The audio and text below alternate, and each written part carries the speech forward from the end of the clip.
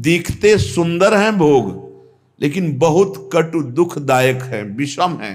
फंसा दिया इस बुद्धि ने, बहुत दुष्ट है, ये राक्षसी है बुद्धि। जब तक प्रभु के चिंतन में नहीं लगती तब तक ये आसुरी बुद्धि बनी रहती है। हमारी बुद्धि किसी भी माता बहन पर जब दृष्टि जाती है तो भोग बुद्धि हो जाना, यह राक्षसी बुद्धि है। श्रीपाद कह रहे हैं स्त्री राक्षस्याः सुविषम कृते रक्षतम रक्षतम च, रक्षा करो हे राधा कृष्ण हमारी रक्षा करो। ये बुद्धि माताओं बहनों के प्रति राक्षसी भाव को प्राप्त हो रही। अब इसी का गलत अर्थ कर दिया जाए तो निंदनीय हो जाएगा। भाव से देखा जाए तो इसका अर्थ होता है कि ये मेरी बुद्धि राक्षसी स्वभाव की हो गई, जो माता बहनों पर ये भोग दृष्टि रखती है। और यही सत्य है, हमारी जो बुद्धि जैसी होती हमको सामने वैसा ही दृश्य दिखाई देता है। ये राक्षसी भाव है, असुर भाव है। आसु कहते हैं प्राणों को, जो केवल प्राणों के ही पोषण में लगा हुआ है, केवल इंद्रिय सुखों के ही भोगने में लगा हुआ है, वो असुर भाव को प्राप्त है, वो राक्षसी बुद्धि है। इसमें किसी का क्या दोष कि आप क्या देखते हैं? आपका दोष है या सामने वाली वस्तु व्यक्ति स्थान का दोष है? तो हे राधा कृष्ण, हे श्यामा श्याम, राधा कृष्णो निज करुणया सर्वतो रक्षताम माम। हे राधा कृष्ण, आप मेरी रक्षा कीजिए। सुविषम कृते रक्षतम रक्षतम च, क्या रक्षा हो जाएगी? मेरी बुद्धि का दर्शन ठीक हो जाए। ये जो बुद्धि निश्चय कराती है ना, बहुत गलत निश्चय कराती, इसमें सुख इसमें सुख इसमें सुख, धिक्कार है। भगवान की कृपा से दिव्य मानव देह प्राप्त करके दिव्य आध्यात्मिक सुख प्राप्त करने की लालसा रखनी चाहिए, ना कि भोग दृष्टि से देखना चाहिए। हे प्रभु मेरी रक्षा करो, मेरी बुद्धि शुद्ध हो, नहीं तो दुर्गति पक्की है, पक्की दुर्गति है। फिर जब काम अपना अधिकार जमा लेता है हृदय में, तो क्रोध का तांडव शुरू हो जाता है। नाक में गुस्सा रहता है, छोटी छोटी बातों में वो अपने पूज्य जनों को भी कटु वचन, कठोर व्यवहार, हिंसादि भी कर सकता है। जैसे बड़ा भ्राता पिता के तुल्य होता है, पिता माता ये भगवान के तुल्य होते हैं, पर क्रोधी पुरुष इन पर भी हाथ उठा देगा, इनको भी अपमानित कर देगा। हो सकता है क्रोध ज्यादा बढ़ जाए तो हिंसा भी कर सकता है। ये राक्षसी बुद्धि के लक्षण हैं, जो माताओं बहनों में काम भाव देखना और क्रोध करना। ये क्रोध बहुत बड़ा अनिष्टकारी, कभी किसी का क्रोध से मंगल नहीं हुआ, कभी किसी का मंगल नहीं हुआ। क्रोध को क्षमा के द्वारा नष्ट करना चाहिए। नाम जप से ऐसा धैर्य धारण करना चाहिए, जो आपके प्रति अपमान की क्रिया, प्रतिकूल क्रिया, तिरस्कार क्रिया, अहित क्रिया करे, उसको भी क्षमा कर दो। क्षमी अद्वेष्टा सर्वभूतानां मैत्रा करुण एवच निर्ममो निरहंकारां सम दुखा सुखः क्षमी। क्षमी क्षमावान, क्षमावान बलवान होता है, क्रोधी बलवान नहीं होता, वो कमजोर होता है। क्षमावान बलवान होता है। क्षमा के द्वारा क्रोध का नाश करो। प्रिया प्रीतम के स्मरण से, उनके चरणारविंद के चिंतन से, उनकी लीला गायन से अपने बुद्धि को इतना परिपक्व करो कि अगर गृहस्थ हो तो अपनी पत्नी के सिवा सर्वत्र जननी भाव हो, पूज्य भाव हो। प्रियाजू की सब सखियां हैं या स्वयं जगत अम्बा इन रूपों में विराजमान हैं, ऐसा पवित्र भाव करो। जैसे हम अपने घर में जवान बहन, जवान बेटी, जवान परिकर के साथ रहते हुए कभी दोष बुद्धि नहीं होती, कभी ये भाव ही नहीं आता ये स्त्री है, मेरी बहन, मेरी बेटी। ऐसे ही चराचर जगत का भाव बन जाए तो हमारी बुद्धि शुद्ध हो जाए। असूया, क्रोधासूया, असूया दूसरों के गुणों में दोष देखना, किसी भी व्यक्ति का छिद्रावेषण करना, इसमें क्या दोष है, ये देखने का अधिकार केवल गुरु को है या पूज्य जनों को है, वो भी अपने निज शरणागतों के, अन्य के नहीं। और वो भी उसे निर्दोष करने के लिए, निंदा या अपमानित अवहेलना करने के लिए नहीं। दूसरों के गुणों में दोष देखना, ये सबसे बड़ी हानिकारक वृत्तियां हैं। ये जो वर्णन की जा रही है, माता बहनों में काम भाव और क्रोध भाव और दूसरों के गुणों में दोष देखना और मद, किसी भी प्राकृतिक वस्तु को लेकर के जो अहम वृत्ति प्रकट होती है उसे मद कहते हैं। ये मद नष्ट करने वाला होता है। जब मद होता है तो उसे कुछ सुहाई नहीं देता है, क्या करना चाहिए क्या नहीं करना चाहिए ऐसा अहंकारी पुरुष निर्णय नहीं कर सकता। वो तो पवित्र बुद्धि वाला निर्णय करता है। इसलिए अहंकार सर्वथा त्याज्य है, क्योंकि ये समस्त संस्कृति का मूल और दुख ही इससे प्राप्त होता है। जैसे क्रोध से हानि ही होती है, दूसरों के दोष देखने से अपने पुण्य ही नष्ट होते हैं, ऐसे अहंकार करने से नाश ही होता है, पतन ही होता है। और पिशुनता, दूसरे की चुगली करना, ये भगवत मार्ग में बहुत हानिकारक बात है।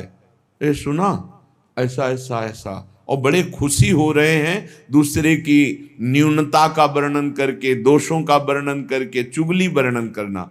पिशुनता, दूसरे की बात किसी दूसरे से करना। और दंभ, जो तुम्हारे जीवन में है नहीं उसे दिखावा मत करो। जो हृदय में है, जो वाणी में है, वही आचरण में होना चाहिए। अगर तीनों का मिलान नहीं होता तो उसे दंभ कहते हैं। वाणी से कुछ और, हृदय में कुछ और, आचरण में कुछ और, उसे दंभी पुरुष कहते हैं। जिसका वचन एक, मन एक, आचरण एक, उसे संत कहते हैं, उसे भगवत भाव वाला महाभागवत कहते हैं। लोभा अनृताद्यैः, लोभ, धन का लोभ, नाना प्रकार के विषयों का लोभ, ये अगर मिटाना है तो नाम जप करना होगा। नाम जपने का जितना लोभ बढ़ाओगे तो ये और सब लोभ हट जाएंगे। लोभ पास जेहि गल न बंधाया, सो नर तुम समान रघुराया। और अनृत है, झूठ बोलना। झूठ बोलना बहुत सहज होता जा रहा है, इसीलिए भजन में बड़ी हानि, बड़ा निषिद्ध है झूठ बोलना। शास्त्र में बहुत इसे रोका गया है। आज तो झूठे ही लेना, झूठे ही देना, झूठे ही भोजन, झूठ चवेना, हर बात में झूठ बोल रहे लोग। झूठ को पाप ही नहीं समझ रहे, वाणी को शासन में नहीं ले रहे कि मुझे सत्य बोलना है। बस झूठ पे झूठ, जितना नाटक बोला जा सके, यहां तक कि अपने गुरुजनों से भी झूठ। अब इससे ज्यादा क्या होगा? संसार में एक जगह ऐसी है जहां झूठ वैसे तो कहीं नहीं बोलना चाहिए, पर किसी भी कारण से गुरुदेव से तो बोलना ही नहीं चाहिए। अगर गुरुदेव से झूठ बोला तो गुरु से कपट, मित्र से चोरी, या हो निर्धन या हो कोढ़ी। इस जन्म में नहीं तो अगले जन्म में तुम्हें कुष्ठ रोग होगा, गलित कुष्ठ होगा। गुरुदेव से अनृत बोलना, कपट करना, छल छुपाव करना, चलो इस जन्म में नहीं तो कल्याण तो नहीं होगा, मोक्ष को तो प्राप्त होगे ही नहीं, अगला जन्म जरूर कुष्ठी बनोगे, या फिर ऐसी दरिद्रता को प्राप्त होगे कि जो जीवन भर महान कष्ट देता रहे। अनृत बोलना, झूठ बोलना, क्यों बोलना? अगर हम गलत हैं तो फिर हमें दंड मिलना चाहिए, हमारा सुधार हो जाएगा, पवित्र हो जाएंगे। गलत नहीं है तो तुम जो सोचा करो, हम सत्य बोलेंगे। व्यापार आदि के लिए भी झूठ बोलने की कोई आवश्यकता नहीं। सब कोई जानता है मुनाफा के लिए व्यापार होता है। आप अपना नियत जो मूल्य है उसमें मुनाफा जोड़ करके आप बेचिए, झूठ मत बोलिए। झूठ बोलने से कोई व्यापार थोड़ी बढ़ जाएगा। अगर आप झूठ बोल करके पैसा कमा रहे तो परिवार में अशांति, क्लेश, दुख, नाना प्रकार की रोग विपत्तियां घेर लेंगी। सत्य मार्ग पर चलो। श्रीपाद कह रहे हैं, यदि इस जन्म में तुझे मंगल गति प्राप्त करनी है तो अपनी बुद्धि की राक्षसी प्रवृत्ति को रोको। माता बहनों के प्रति काम भाव मत करो, किसी से क्रोध से वर्ताव मत करो, दूसरों के गुणों में दोष दर्शन मत करो, अहंकार मत करो, किसी की चुगली मत करो, जो तुम्हारे जीवन में नहीं वो नाटक मत करो, दंभ मत करो, दिखावा मत करो, लोभ मत करो, झूठ मत बोलो। क्या होगा इससे? इससे आपके अंदर भगवत भाव जागृत होगा। ये नरक पहुंचाने वाले हैं जितने लक्षण हैं। अभी समझ में नहीं आ रहा है, आ जाएगा समझ में। जिस समय दंड विधान लागू होता है तब लगता है कि कभी कोई जिंदगी में पाप ना करे। जब शरीर पीड़ा से युक्त, मन खिन्न, नाना प्रकार की विपत्तियां घेर लेती हैं, बड़ी अव्यवस्थाएं, तब उस जीव को लगता है मृत्यु हो जाए तो अच्छा। तो क्या होगा? मृत्यु हो जाने पर तुम कोई सुविधा में पहुंच जाओगे क्या? भारी दुख। मृत्यु के बाद कोई सुख? अरे सुख तो इस मनुष्य शरीर में है। इस मनुष्य शरीर से परमात्मानंद प्राप्त कर सकते हो, अखंडानंद प्राप्त कर सकते हो, भगवत प्रेमानंद प्राप्त कर सकते हो। भूल गए विषयानंद में, और जब विपत्ति आई तब मृत्यु को मनाने लगे।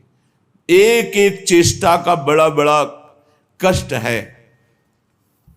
श्री जैमिनी जी ने एक दिव्य पक्षी उनके सामने प्रकट हुआ। ब्रह्म ऋषि किसी भी रूप में अपने जनों को उपदेश देने के लिए प्रकट हो सकते हैं। चैतन्य तेजोमय पक्षी। तो जैमिनी जी ने पूछा कि आपके दर्शन से ही लगता है कि आप त्रिकालज्ञ हैं। जैसे पक्षियों में काकभुसुंड जी, गरुड़ जी, ये सब त्रिकालज्ञ सर्वज्ञ महापुरुष हैं। तो आप हमें ये बता सकते हैं कि जीव ये दुर्गति को प्राप्त क्यों होता है? चैतन्य घन परमात्मा का अंश अपने को आनंद की खोज के लिए भोगों में फंसा रहा है, ऐसा क्यों होता है? तो उस दिव्य पक्षी ने कहा, महर्षि, मैं आपके मन के संशय को देखकर ही पक्षी रूप धारण करके आया हूं। पूर्व काल में एक परम बुद्धिमान भृगुवंशी ब्रह्म ऋषि थे। उनके सुमति नाम का एक बहुत ही तेजस्वी पुत्र हुआ। जब वो बड़ा होने लगा तो वो शांत और जड़वत पागल, कुछ नहीं बोलना, एक शब्द नहीं बोलना। जब उपनयन संस्कार यज्ञोपवीत हुआ, ब्रह्म ऋषियों में होता है, तो पिता ने कहा, सुमते, आज तक मैंने तुमसे कुछ नहीं कहा, लेकिन अब तुमको गायत्री अध्ययन, मंत्र अनुष्ठान, वेदाध्ययन, ये सब करना होगा। भिक्षान्न से शरीर पोषण करो, गुरुकुल में वास करो, वेदों का अध्ययन करो, गायत्री अनुष्ठान करो। पूर्ण ब्रह्मचर्य, ब्रह्म तेज संपन्न हो, फिर गृहस्थाश्रम में प्रवेश करो और उत्तम धर्म का अनुष्ठान करके भगवत प्राप्ति करो। मनुष्य जीवन का यही लक्ष्य है। प्रथम चरण जिंदगी का जिसका ब्रह्मचर्य से जाता है, पूरा जीवन आनंदमय होता है। आज ऐसी दुर्दशा हो रही है कुसंग से, कुछ मोबाइल का कुसंग, कुछ बच्चों का ऐसा कुसंग कि क्रम बाय क्रम ये रोग फैलता चला जा रहा है। ब्रह्मचर्यहीनता, ब्रह्मचर्य का त्याग, सर्वतो भावेन ब्रह्मचर्य का नाश ही आज के बच्चे सुख मान रहे। जब प्रथम नींव ही गलत हो गई तो महल कैसे खड़ा होगा? फिर जिंदगी अशांत। नए नए बच्चे आते हैं डिप्रेशन में और कहते हैं कि मैं अपने शरीर को नष्ट करना चाहता हूं, अब मेरी जीने की इच्छा नहीं रह गई क्योंकि मेरे में उत्साह नष्ट हो गया। हर समय हम डिप्रेशन में रहते हैं।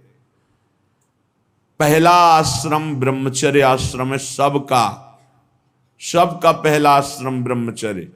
फिर जो गृहस्थ, वानप्रस्थ, सन्यास या ब्रह्मचर्य सीधे सन्यास।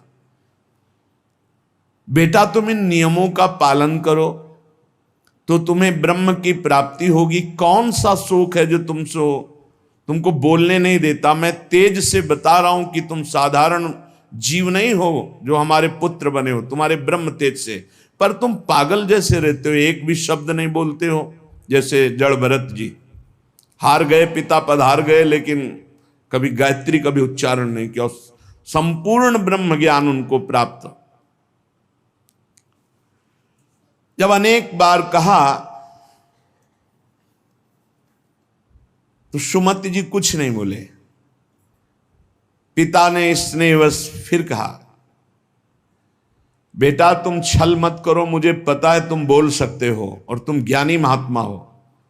मुझे पता है तुम्हारा तेज ऐसा है, तुम पागल नहीं हो। जब बार बार कहा तब सुमति ने हंस दिया और उसका, पिताजी ये जो आप उपदेश कर रहे हैं, ये बहुत बार, बहुत जन्मों में कर चुका हूं